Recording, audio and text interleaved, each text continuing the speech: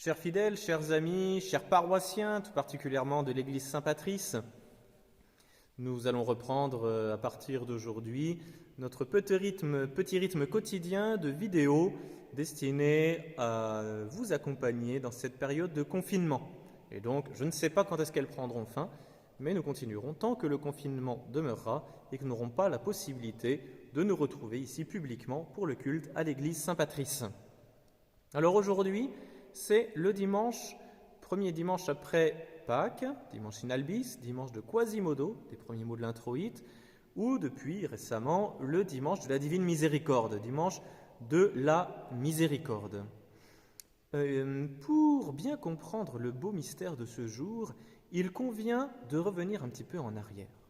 Nous avons accompagné notre Seigneur dans les derniers jours de sa vie, le jeudi saint, le vendredi saint, avec sa passion cruelle, toutes ses souffrances, sa mort sur la croix, le samedi saint au tombeau et le dimanche de Pâques à la résurrection. Nous avons décrypté, nous avons analysé, essayé de comprendre le mobile, les motifs qui ont poussé finalement tous les acteurs de la passion du Christ. Il y avait les Romains d'un côté, les Juifs de l'autre, les apôtres. Certains ont été du côté des amis, d'autres des ennemis, et la mort du Christ a été provoquée. Le Christ a-t-il été le jouet des événements ? Apparemment, oui, mais réellement, non. Apparemment, oui. C'est-à-dire que s'il n'y avait que la haine des ennemis du Christ, leur désir de vengeance, toute l'hostilité qu'ils pouvaient avoir, finalement, la mort du Christ n'aurait été qu'un drame parmi d'autres dans l'histoire des hommes. Mais, effectivement, lorsqu'on regarde qu'il y a un crime, on se demande toujours, vous connaissez tous les romans policiers, à qui profite le crime ? Quel était le mobile qui a poussé les assassins à accomplir ce crime, ce meurtre ? Et dans la Passion du Christ, il nous est demandé de nous poser une question extrêmement originale. Non plus quel était le mobile du crime de la part des assassins, mais cette question tout à fait improbable et inédite dans l'histoire de tous les procès et des mises à mort de l'histoire, c'est quel était le mobile de la victime ? Quel est le motif qui a poussé Jésus-Christ à offrir lui-même sa vie pour notre salut ? Personne ne donne sa vie comme ça, gratuitement, pour rien. C'est quelque chose d'absolument incroyable. Quel était le mobile de la mort du Christ ? Peut-être étions-nous plongés au fond du drame, le jour du vendredi saint, et fallait-il prendre un peu de hauteur pour comprendre quel est le motif qui a pu permettre que le Fils de Dieu lui-même, parfait, éternel, tout-puissant, est descendu pour s'offrir comme le dernier des misérables, pour déposer sa vie pour notre salut. Et aujourd'hui, en ce dimanche, nous avons finalement le fin mot de l'histoire, l'explication, la clé de compréhension de tous les mystères, tout le drame de la passion du Christ. C'est par miséricorde que le Christ est descendu et venu nous sauver. Miséricorde vient de misericordia, où il y a deux mots.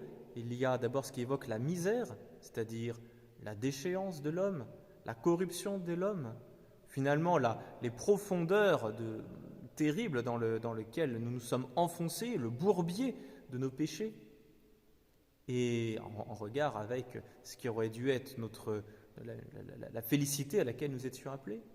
Et puis d'un autre côté, il y a miséricorde, et cordis, corps, c'est le cœur et la misère. Il y a deux cœurs, il y a le cœur de Dieu, le cœur du Christ, il y a notre cœur. La misère caractérise notre cœur. Et le cœur du Christ, lui, est infiniment miséricordieux. Il va descendre, se pencher sur notre misère pour nous prendre là où nous sommes, pour nous relever, nous élever à lui. On dit souvent que le Christ est mort pour nos péchés par amour. Mais il faut bien identifier de quelle espèce d'amour il s'agit. Car dans l'amour d'amitié, par exemple, celui que le Christ veut établir avec nous, il y a une équivalence. Il faut que les cœurs se correspondent.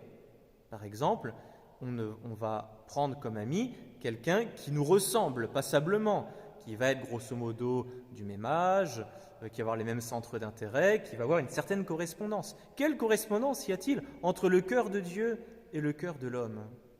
Il y a un amour d'amitié qui est a priori impossible, sauf s'il commence d'abord par l'amour de miséricorde. Vous voyez, l'amour, finalement, on pourrait dire que l'amour d'amitié, finalement cette vie de foi tout simplement, qui est celle du chrétien, cette possibilité d'établir un cœur à cœur avec Dieu, n'est rendue possible que parce que, dans un premier temps, le cœur de Dieu a accepté de se pencher sur notre misère et de nous relever. Si le Christ est descendu, ce n'est pas pour rester en bas, mais c'est pour nous faire monter. Le drame de la Passion ne se comprend que dans la résurrection. C'est parce que le Christ est victorieux qu'il peut établir cette relation d'amour parfaite, car dans sa glorification, nous avons été glorifiés. Et ce mystère se conclura d'ailleurs par l'ascension. Lorsque le Christ remontera au ciel, il nous emmènera tous par avance avec lui. Grâce à ses résurrections et son ascension, nous sommes déjà prédestinés au ciel. Alors voilà où il convient de situer cette miséricorde. Vous avez bien compris, sur le cœur de Dieu, qui est tout sauf misérable, qui se penche sur la misère de notre propre cœur et qui, par voie de conséquence, nous demande d'agir nous aussi de la même façon les uns avec les autres. La miséricorde que nous allons pratiquer vis-à-vis de notre prochain, nous allons la pratiquer par notamment les vertus de bienveillance, d'attention au prochain, en exerçant également le pardon des offenses. Voilà comment est-ce que nous-mêmes, nous pouvons être miséricordieux avec ceux qui nous entourent et refléter dans notre propre action la miséricorde même de Dieu.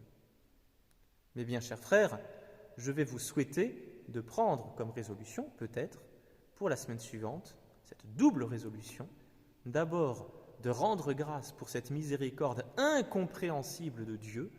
C'est un mystère extraordinaire d'avoir pu imaginer ce Dieu aimant, ce Dieu dont l'amour va jusqu'à abolir l'infini qui sépare notre cœur du sien, notre misère de sa perfection, et ensuite, à notre tour, de pratiquer, pas dans les mêmes proportions, ça sera impossible, mais le plus possible, nous-mêmes, faire miséricorde à notre prochain.